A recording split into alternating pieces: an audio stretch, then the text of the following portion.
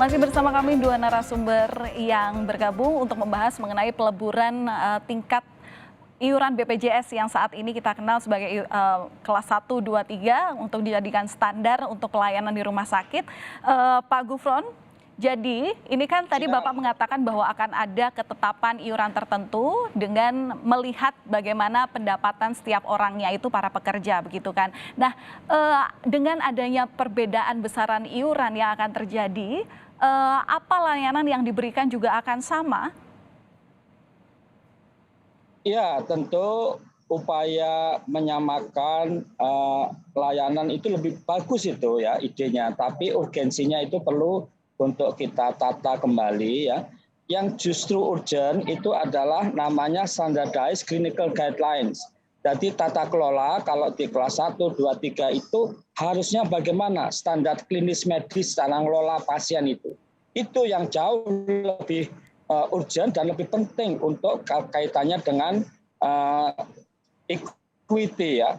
Jadi kalau kelas ini fisik ya boleh-boleh tapi tidak begitu esensial ya. Esensial itu bagaimana pasien dapat obat, dapat dokter, dapat katakanlah kepastian gitu. Nah kemudian tentu mengenai iuran itu kami harapkan sampai tahun 2024 tidak ada kenaikan.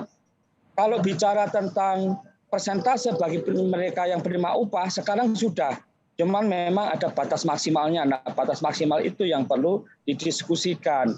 Oke, artinya kalau saat ini BPJS kelas 1 iurannya adalah Rp160.000 itu ada penjaminan tidak akan naik dari itu sampai tahun 2024 nanti ya Pak ya? Ya 150.000 ya, Oke, kami berharap 150. ya seperti itu. Untuk diketahui kalau kemudian seperti ada usulan seseorang ya bahwa itu 75.000 semua sama, yang miskin, yang kaya, itu menyalahi prinsip dasar asuransi kesehatan sosial karena gotong royongnya tidak ada. Yang kaya bayar 75.000, yang miskin bayar 75.000 dan berat ya. Berat karena sekarang beberapa itu nunggak padahal bayarnya cuma 35.000 atau 42.000 tapi 7.000 disubsidi. Kemudian kalau naik menjadi 2 kali lipat itu pun memberatkan Kementerian Keuangan kalau bagi yang PBI yang bayarannya dibayar oleh pemerintah akan 2 kali lipat beban pemerintah. Jadi saya tidak tahu itu bagaimana. Demikian. Jadi sudah ada hitung-hitungan pasti Pak, berapa jumlahnya kira-kira kalau tadi 75.000 dalam satu pembayaran itu tidak mungkin, berarti berapa ini Pak rentang pembayarannya? Dari kelas bawah ataupun yang nanti kelas paling atas? Betul, orang hitung-hitung sih sudah ada, tetapi saya kira itu harus berbasis pada evidence base ya, pada realitasnya seperti apa. Oleh karena itu, maka sekarang ini kan dilaksanakan uji coba di kelas 3 dulu gitu. Apakah tidak takut Pak akan terjadi kesenjangan sosial karena istilahnya peserta yang dianggap punya pendapatan lebih tinggi ini harus menanggung biaya yang lebih besar dengan fasilitas yang sama gitu? Ya makanya sekarang ini kan waktu transisi, ya, nah transisi ini kan bisa diperpanjang dan tidak ada urgensi untuk kemudian mempercepat gitu. Kalau mau kerjasama dengan asuransi swasta, nah itu bagus dan kita upayakan untuk COB, untuk kerjasama antar badan penyelenggara dan lain sebagainya sehingga lebih efektif efisien. Jadi BPJS dengan senang hati untuk bisa kerjasama dengan asuransi swasta gitu. Oke, Pak Tulus menanggapi hal ini, silakan.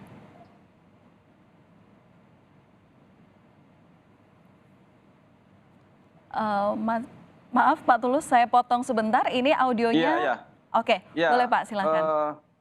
Secara empirik yang sangat dibutuhkan konsumen tadi adalah bagaimana adanya standarisasi pelayanan di masing-masing kelas, baik itu kelas 3, kelas 2, kelas 1 di rumah sakit itu. Ini yang saya lihat ini belum ada standarisasi yang jelas. Itu yang saya kira urgent. Dan kedua, yang terpenting adalah tadi bagaimana BPJS Kesehatan, pelayanan BPJS Kesehatan dan juga mitra-mitra di rumah sakit itu tidak ada lagi atau menurunnya keluhan-keluhan yang terkait dengan lamanya antrian, baik antrian di rumah sakit atau antrian tindakan medis yang besar atau tidak ada disuruh beli obat lagi, obat tambahan, ataupun hal-hal lainnya. Itu yang saya kira yang terpenting adalah untuk meningkatkan indeks pelayanan di BPJS Kesehatan menjadi semakin baik dan semakin prima atau semakin handal. Jadi saat ini yang dibutuhkan masyarakat atau konsumen sebagai peserta BPJS Kesehatan itu bukan adanya non-kelas tadi. Dan kalau tadi saya katakan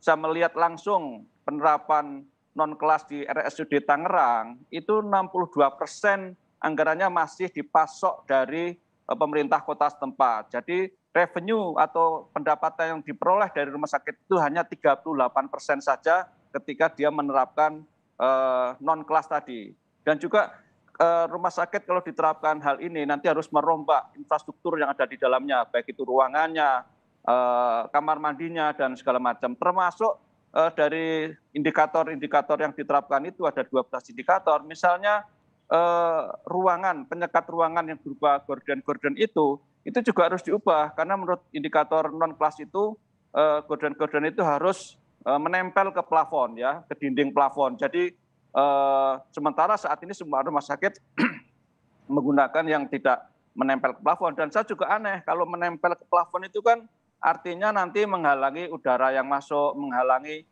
cahaya yang masuk, atau menghalangi AC masuk dan segala macam. Sehingga sirkulasi udara dan sirkulasi cahaya itu sangat terbatas kalau gorden itu harus menempel di dinding plafon. Ya, baik. Gitu kira-kira. Pak Gufron, ini menanggapi dengan penjelasan Pak Tulus terkait dengan kriteria fisik katakanlah untuk bisa menjalankan KRIS ini. Seperti apa Pak nanti uji coba bulan Juli ini dengan sejumlah persiapan yang dilakukan oleh sejumlah rumah sakit yang bekerja sama dengan pemerintah? Apakah semuanya sudah terpenuhi dari 32 rumah sakit? Akan diuji coba ke berapa rumah sakit dulu? Dan kemudian rumah sakit mana saja yang akan menguji coba kebijakan ini? Ya, saya ya. Jadi akan diuji cobakan 14 rumah sakit dulu, rumah sakit vertikal gitu.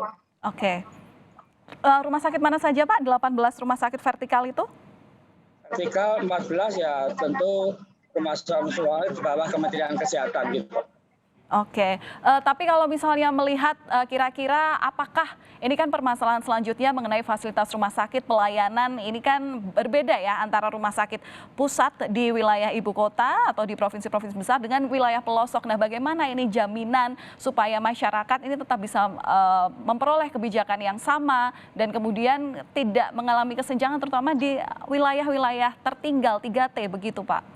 Betul sekali, jadi itu tidak mudah ya, makanya perlu kehati-hatian dan kesabaran ya, karena memang pace development, perkembangan pembangunan kita berbeda. Maka BPJS itu mengembangkan telemedicine yang kemarin dihadiri oleh Bapak Presiden gitu. Oke, baik. Baik, terima kasih Pak Gufron atas penjelasannya.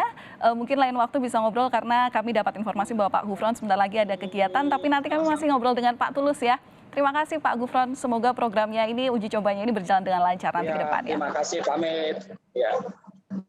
Iya, Pak Tulus, ini mungkin Pak Gufron belum bisa mendengar ini, tapi mungkin ini bisa menjadi catatan daripada rekan kerja begitu dari pihak BPJS dan bawahan-bawahannya. Apa sih sebenarnya regulasi yang paling penting saat ini dilakukan jika memang uji coba nanti harus dilakukan pada bulan Juli?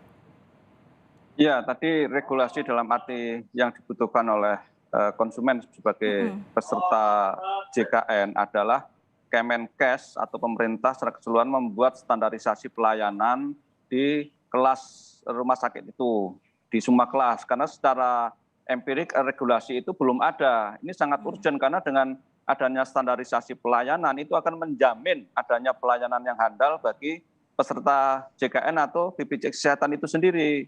Sementara kalau kelas standar ini itu kan ada perombakan besar-besaran yang kemudian akan berimplikasi kepada tarif yang ditetapkan kepada pasien, kepada konsumen, ada biaya yang akan ditanggung sangat besar oleh rumah sakit yang bersangkutan, dan juga potensi menggerus pendapatan dari BPJS Kesehatan itu sendiri yang saat ini sudah surplus atau sudah tidak defisit. Jadi saya kira tadi kalau kembali ke pelindungan pasien sebagai peserta JKN adalah yang paling urgent adalah bagaimana program JKN itu bisa mendapatkan jaminan keandalan pelayanan dari tingkat pusat sampai daerah dan lain sebagainya, karena saat itulah yang paling dikeluhkan oleh konsumen, dan juga tidak ada fenomena diskriminasi oleh pelayanan kesehatan, karena sampai detik ini masih ada fenomena itu di mana peserta JKN atau BPJS Kesehatan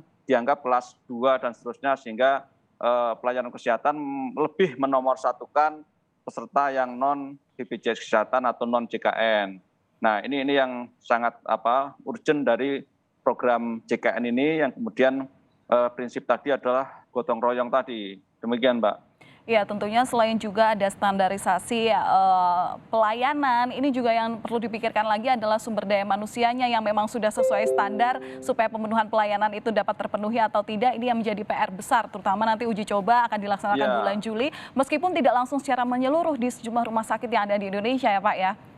Ya, saya kira kalau kita bicara sumber daya manusia adalah dokter, itu kan antara Jawa dan non Jawa itu masih jomplang sekali ya, antara khususnya dokter spesialis. Jadi kabupaten-kabupaten di Indonesia Timur sana masih banyak yang belum punyai dokter spesialis tertentu, sehingga kalau dia berobat harus ke ibu kota provinsi atau bahkan ke kota-kota besar lain di Jawa dan segala macam. Ini yang sebenarnya sangat urgent untuk bagaimana ada pendistribusian misalnya dokter spesialis, sehingga ada keadilan bagi seluruh masyarakat Indonesia khususnya peserta JKN, sehingga tidak ada kos tambahan untuk berobat. Jadi itu sebenarnya kondisi infrastruktur, sumber daya manusia, dan juga biaya kesehatan yang dikeluarkan oleh masyarakat ketika dia berobat begitu.